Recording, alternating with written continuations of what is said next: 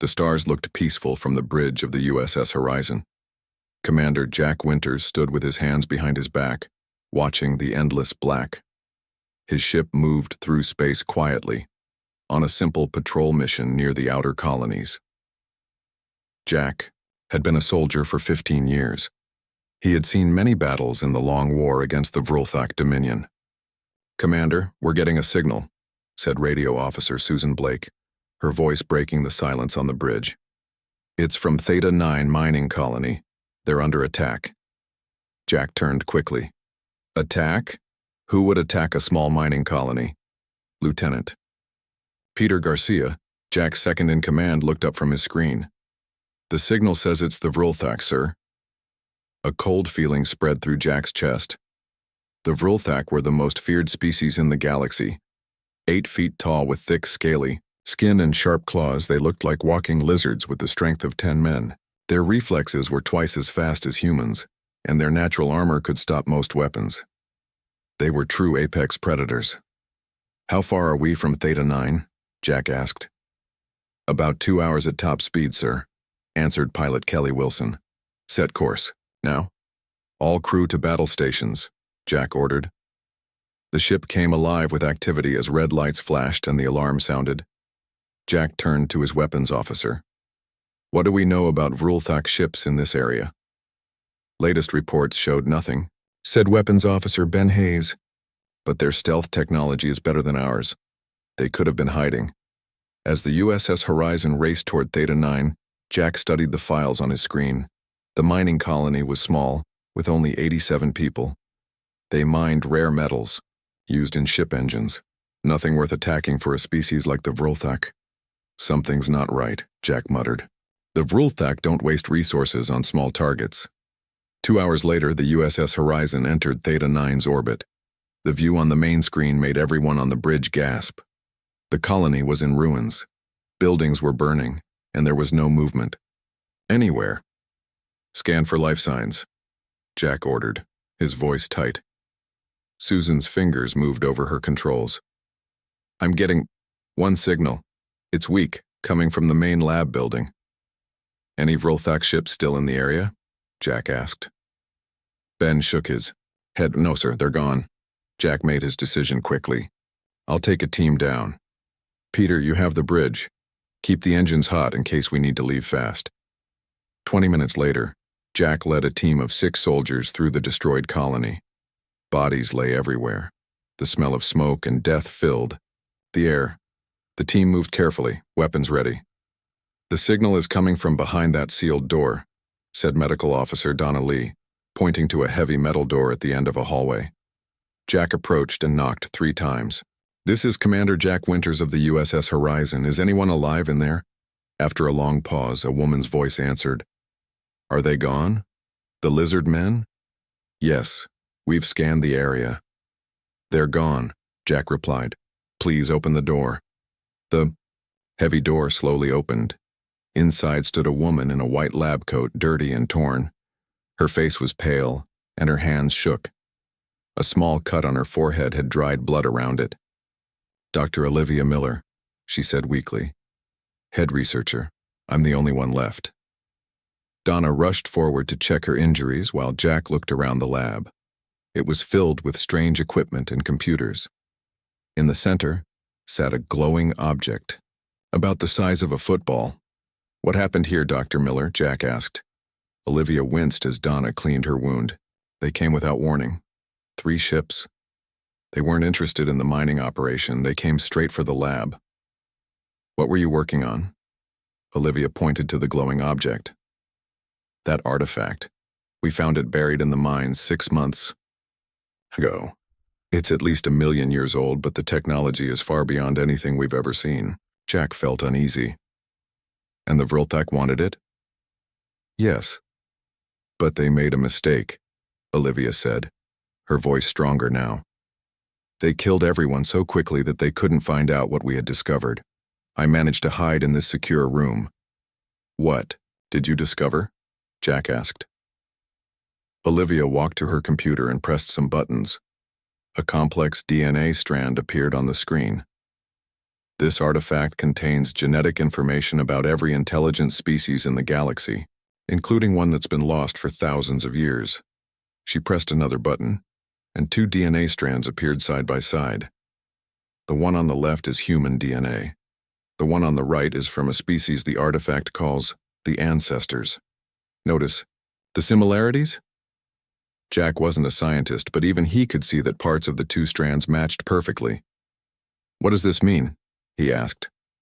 "It means humans aren't what everyone thinks we are," Olivia said, her eyes wide with excitement. Despite her exhaustion, "We're not just random primates who learned to use tools. We're descendants of a warrior race so powerful that even the Vrultak feared them. Somewhere in our DNA, that power is still there, just sleeping." Before Jack could respond, the ship's communicator on his wrist beeped. "Commander, we have a situation," Peter's voice said, tension clear even through the small speaker. "A Vrultak battleship just appeared in orbit. It's the Deathbringer." Jack's blood went cold. Every human soldier knew that name.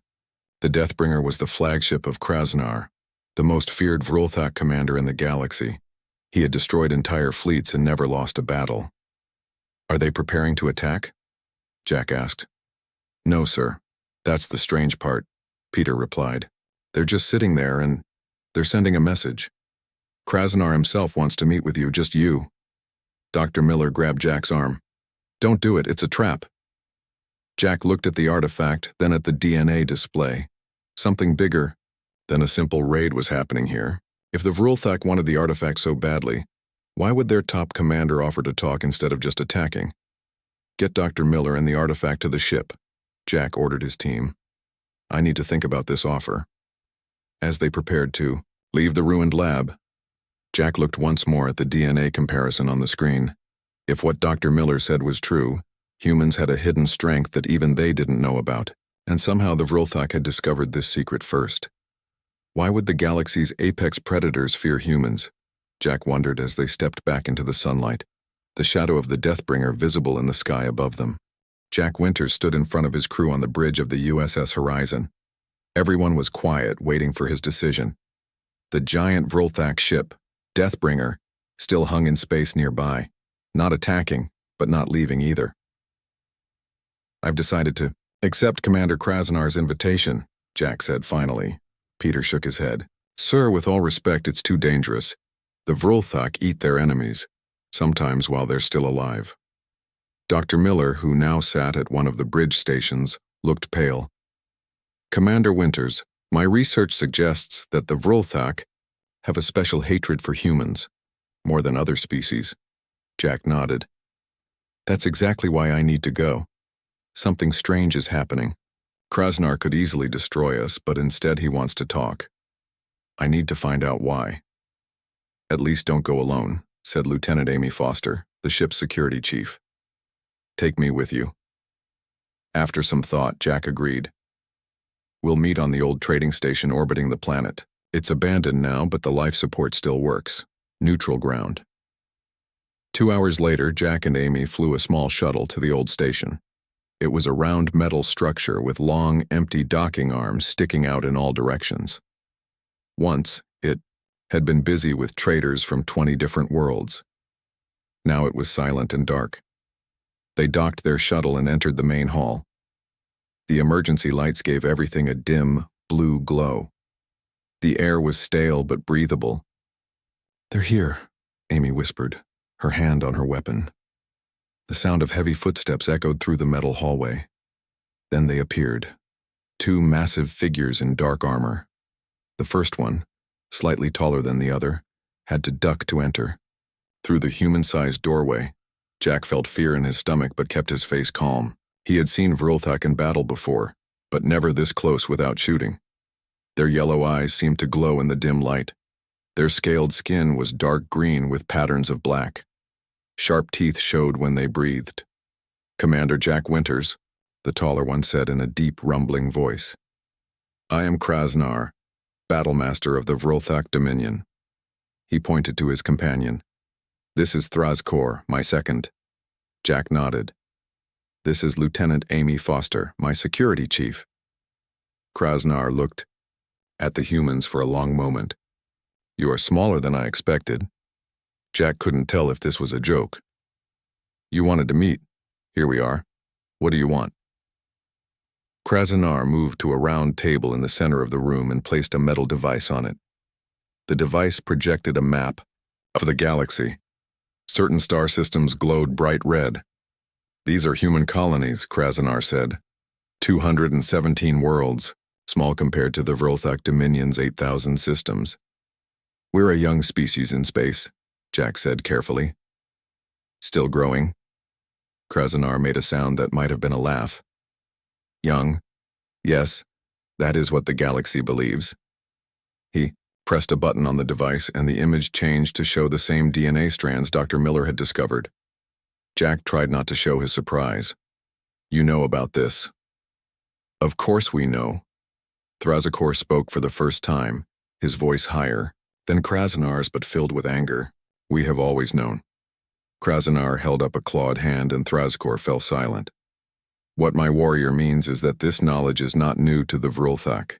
It is part of our oldest stories. What stories? Amy asked.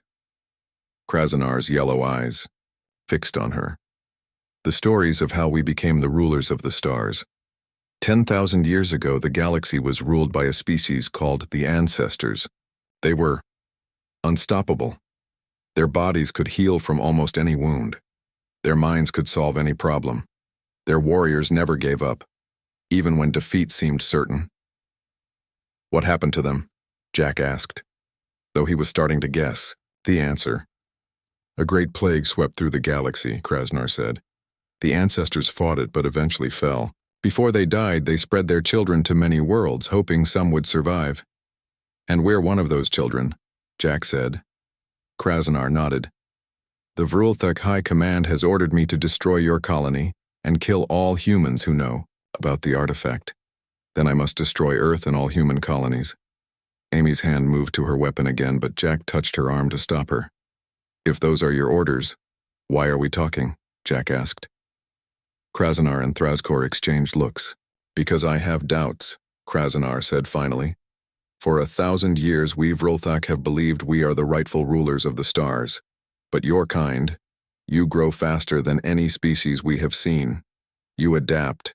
You survive when you should die. Like the ancestors, Jack said. Yes, it makes me wonder if destroying humans would be a mistake, Thrazakor hissed. It is our duty. The High Command has spoken. The High Command is afraid, Krasanar said sharply. They fear what humans might become. He turned back to Jack. I have studied your history. You were nearly destroyed, many times on your homeworld, yet you survived. Your ships are weaker than ours, but you win battles you should lose.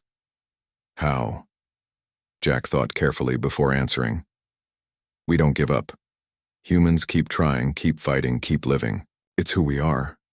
Something like respect showed in Krasanar's eyes. Yes, like the ancestors. Suddenly, alarms began to blare throughout the station. Thrazakor pressed a button on his arm guard and listened to a message. His eyes widened. What is it? Krasanar demanded. The fleet. They're here, Thrazakor said. 7 battleships just entered the system. Your fleet? Amy asked, her voice tense. Krasanar's face showed something Jack never expected to see on a Vrolthak. Fear. Not my fleet. The High Command must have been watching me. They know I delayed attacking your ship. That's bad? Jack asked. In Vrolthak society, questioning orders is a death crime, Krasanar explained. They have come for me as well as you. Jack's mind raced. We need to get back to our ships. It is too late, Thrazakor said. They are jamming all signals and... He hesitated, looking at Krasanar. Speak, the commander ordered. I must report that I have discovered you speaking with the enemy instead of killing them, Thrazakor said, standing straighter. It is my duty. The look that passed between the two Vrolthak was heavy with meaning. Jack realized he was watching something important, a moment of choice for both warriors. And will you do your duty, Thrazakor? Krasanar asked quietly. Before Thrazakor could answer, the station shook violently. The fleet had arrived, and they weren't waiting for explanations. The old space station shook again as another blast hit it. Dust fell from the ceiling. Emergency lights flashed red. "They're targeting the station's supports," Krasanar said, checking a device on his arm. "We have maybe 20 minutes before it breaks apart." Jack looked at Amy, then back to the two Vrolthak warriors. "We need options." Thrazkor stood tall, his hand on his weapon. "I must do my duty. The High Command will kill all of us," Krasanar cut him off. "Think, warrior. They fired without asking questions. They care nothing for your loyalty." Another blast rocked the station. Jack's communicator beeped. Peter's voice came through, broken by static. "Commander, Fleet of 7, can't reach you. Prepare to defense systems. The USS Horizon can't fight 7 Vrolthak battleships," Amy said quietly. Jack knew she was right. His ship was strong, but not that strong. "We need to contact them. Tell them to retreat." "Communications are blocked," Thrazkor said. "The fleet is using our strongest jammers." Krasanar suddenly moved to the table and pulled up a map of the station on the display. "There is a communication array in the north section. If we can reach it, we might be able to boost a signal through the jamming." "Why would you help us?" Amy asked, suspicious. The big warrior's yellow eyes narrowed. "Because my fleet is about to start a war that will destroy both our peoples. I have lived for 200 years, fought in 100 battles. I know what war really means." Jack made a quick decision. "Let's go." The strange group, 2 humans and 2 Vrolthak, moved quickly through the dark hallways of the station. Each blast made the metal floors shake beneath them. Twice they had to find new routes when sections collapsed. "Why does your High Command fear humans so much?" Jack asked as they ran. Krasanar answered without slowing down. "The ancestors nearly wiped us out before the plague weakened them. Our oldest records speak of warriors who could not be killed, who fought with the strength of 10 Vrolthak. The High Command fears that power might wake up in humans again. But surely they don't think a small group of scientists could—" Amy began. "Fear is not logical," Thrazkor interrupted. "And the High Command has seen the trend. Each human generation adapts faster than the one before. Your technology grows faster than any species we've seen. You are—" He seemed to search for the right word. "Evolving." They reached a sealed door marked with symbols.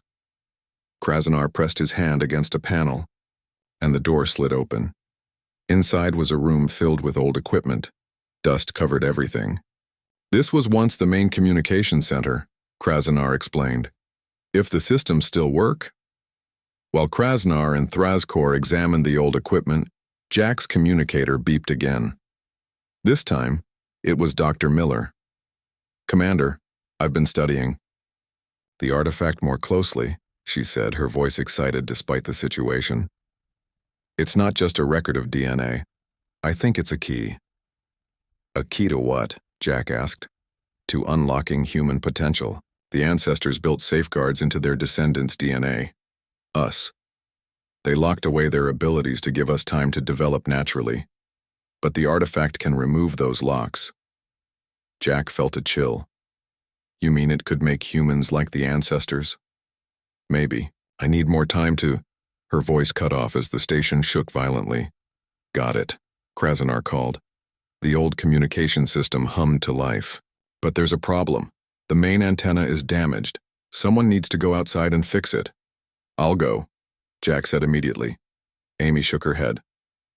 "Sir, the radiation levels out there are too high for humans," Krasanar finished. "I will go. My armor will protect me better." Before anyone could argue, Krasanar moved to a locker and pulled out an old spacesuit. It was barely big enough for his massive body. "Thrazkor, help these humans send their message." "Then do what?" "Honor demands." Thrazkor watched his commander squeeze into the suit, his expression confused. "This is not our way," he said quietly. "Perhaps our way needs to change," Krasanar replied. Then he entered the airlock and was gone. For several minutes they watched on a small screen as Krasanar moved along the outside of the station. The Vrolthak fleet could be seen in the distance, moving closer. Why is he helping us? Amy asked Thrazakor. The warrior was quiet for a moment. Krasanar has fought humans more than any other commander. He respects you. And Thrazakor seemed uncomfortable. He has questioned if endless war is the right path. Such thoughts are forbidden among the Vrultak. On the screen, they saw Krasanar reach the damaged antenna. His large hands, clumsy in the spacesuit, worked to repair it. The fleet has spotted him, Thrazakor said suddenly. On the screen, one of the distant ships turned toward the station. Jack's communicator beeped again. Dr. Miller's face appeared, looking pale but determined. Commander, I've figured it out. The artifact can send a signal that would activate dormant human genes. Not permanently, but for a short time. What would that do to us? Jack asked. Based on my calculations, it would enhance strength, speed, healing, and mental processing. Like a super adrenaline rush, but more controlled. Jack thought quickly.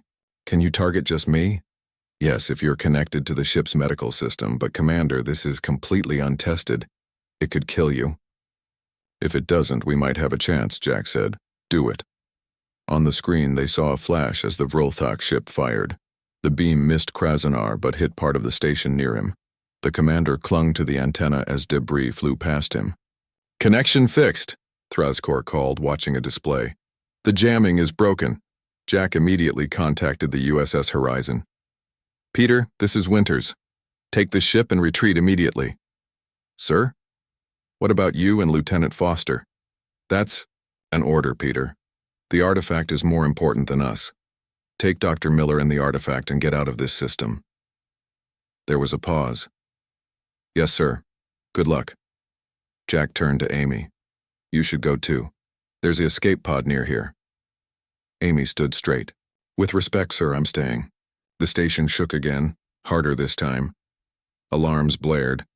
A voice announced, Critical structural failure in 10 minutes. Evacuate immediately. On the screen, they saw Krasanar floating back toward the airlock. Behind him, the Vrultak ships were closing in. Jack felt a strange tingling throughout his body. Dr. Miller's voice came through his communicator. Commander, I've activated the signal. If it works, you should start feeling the effects in about 2 minutes. Copy that, Jack said. He turned to Thrazakor. What will you do now? The warrior looked at Jack with those alien yellow eyes. I don't know. My duty says to kill you and return to the fleet. But Krasanar is right. They will kill me too for hesitating. Before Jack could respond, the station rocked with the biggest hit yet. Lights flickered and part of the ceiling collapsed. When the dust cleared, Jack saw that a metal beam had fallen across Amy's legs, pinning her to the floor. Amy! Jack rushed to where his officer lay trapped. The metal beam was huge, too heavy for him to lift alone. Thrazakor, help me! The Vrultak warrior hesitated, then moved to Jack's side. Together, they strained against the beam, but it barely moved. It's too heavy, Thrazakor said. Even my strength is not enough. Suddenly, Jack felt a wave of heat flow through his body. His vision sharpened, colors becoming brighter. His heart beat faster, but it didn't feel bad. It felt right. Power surged in his muscles. Let me try again, he said, his voice steady. Jack gripped the metal beam and pushed. To his surprise, it moved easily. He lifted it high enough for Amy to pull herself free. Commander, she said, staring at him. Your eyes. Jack didn't have time to ask what she meant. The station shook again, and a voice announced, Critical failure in 5 minutes. The airlock door opened and Krasanar stumbled in, pulling off his helmet. The antenna is fixed, but the fleet is preparing to destroy the station. We must... He stopped when he saw Jack. The ancestor blood, it's awake in you. Jack felt the strange power flowing through him. He could hear better, see better. His mind worked faster, making connections he hadn't seen before. Dr. Miller activated the artifact. It's temporary. Krasanar nodded slowly. Even temporary, it makes you dangerous. He looked at Thrazakor. Now you see what the High Command fears. The station's communication system crackled to life. A deep, harsh voice spoke in the Vrultak language. It's Admiral Vexkar. Krasnar translated. He demands our surrender. He says he will destroy the station in 4 minutes if we don't come out. What are our options? Jack asked. Krasnar thought for a moment. There is an old tradition among the Vrulthak. When leaders disagree, they can settle it by combat. If you challenged Admiral Vexkar and won, he would be honor-bound to listen to you. And if I lose, you die and so do all humans, Krasnar said simply. Jack looked at Amy, who shook her head. Sir, it's suicide. Vexkar is twice your size. But I have the ancestor blood active now, Jack said. He turned to Krasnar. How do I issue this challenge? Krasnar went to the communication system and spoke in his language. After a moment, the Admiral responded, his voice angry. He accepts, Krasnar said, surprise in his voice. He will send a shuttle for us. Us? Jack asked. I must go as witness. And he demands Thrazkor return as well. Krasnar looked at his second. You must choose your path now, warrior. Thrazkor stood straight. I will go with you, Commander. My honor demands it. 10 minutes later, a Vrulthak shuttle docked with the station. 4 large warriors in full armor stepped out, their weapons ready. We only take the human challenger and the traitors, one of them said in broken human language. Lieutenant Foster comes too, Jack insisted, as my witness. After a tense moment, the warriors agreed. They boarded the shuttle, which quickly flew to the largest battleship in the Vrulthak fleet. The inside of the Vrulthak ship was hot and humid. The walls were dark metal with strange symbols carved into them. The ceilings were high to accommodate the tall aliens. Everything looked built for war. They were led to a large circular room. Dozens of Vrulthak stood in a ring around the edges. In the center was a raised platform. Standing on it was the biggest Vrulthak Jack had ever seen. Admiral Vexkar was nearly 10 feet tall, with dark red scales and scars covering his body. His eyes were blood red instead of yellow. So, Vexkar said in the human language, his voice like grinding stones, this is the human who thinks he can challenge me. You are smaller than I expected. Jack stepped onto the platform. The power from the artifact still flowed through him, but he didn't know how long it would last. I challenge you by the ancient rite of combat, he said, repeating the words Krasnar had taught him. Vexkar laughed, a harsh sound. You know our ways. Good. It will make killing you more interesting. He turned to the watching Vrulthak. Behold, the humans think they are the children of the ancestors. I will show you how weak they truly are. He drew a long, curved blade from his belt. Jack had no weapon. He looked at Krasnar, who nodded slightly. This was part of the challenge. The challenger fought with only what he brought. Begin, a Vrulthak called out.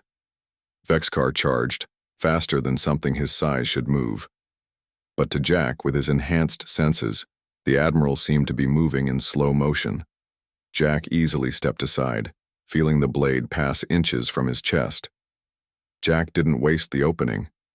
He struck Vexkar's arm with his fist. The blow was harder than any human should be able to deliver. The Admiral grunted in surprise. The human is using ancestor magic, one of the watching Vrulthak shouted. No, Krasnar called back. He is, showing his true nature, the nature your leaders have hidden from you.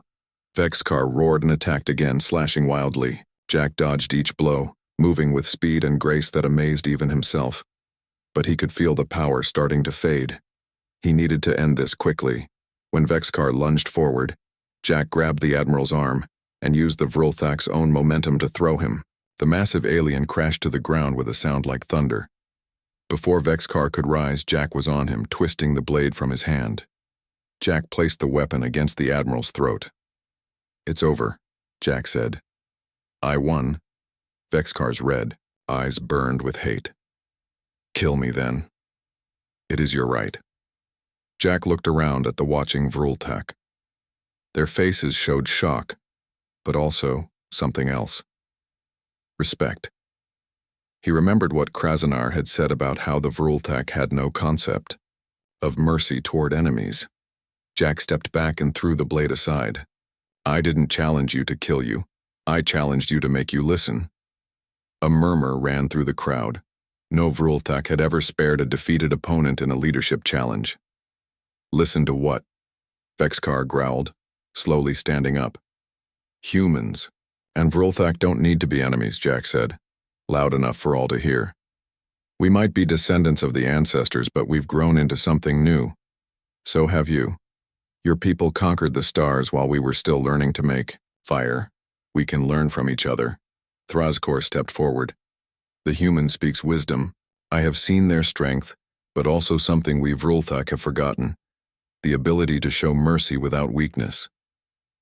Vexkar looked around at his warriors, seeing their reactions. Then he looked at Jack. You had the right to take my life, but you chose not to. Why? Because killing you wouldn't solve anything, Jack said. It would just make someone else take your place. We need to break the cycle. The power from the artifact was almost gone now. Jack could feel his strength returning to normal.